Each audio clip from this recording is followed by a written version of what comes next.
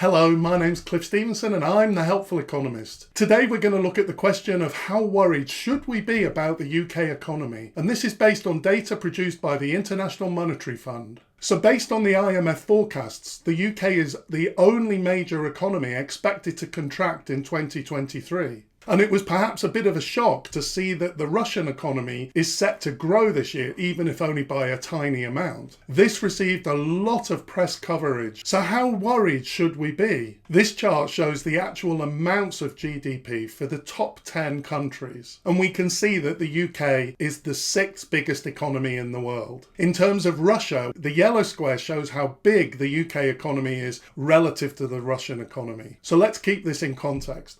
Russia is nowhere near catching the UK up in terms of GDP. Looking at the IMF statistics in a bit more detail, we can see that in 2021, the UK actually came out of COVID with a higher growth rate than the other advanced economies. And it's only in 2023 that the UK is expected to perform worse than other economies. The forecast for 2024 shows that the situation does improve, but that the UK still doesn't quite catch up the growth rates of other major countries. It's useful to look at GDP developments over a longer period. This chart shows the changes in GDP for the past 50 years for the UK, EU and US. And it presents the GDP data in index form, setting 1970 equal to 100. And we can see that generally the US has outperformed European economies. And we can also see that the UK and EU have grown at relatively similar rates. We see the impact of the fall in GDP in 2020 associated with COVID, and then the recovery in GDP for 2021 onwards. So we can see that the IMF forecast for a contraction in the UK economy in 2023 doesn't look quite so dramatic when we look at GDP developments over time.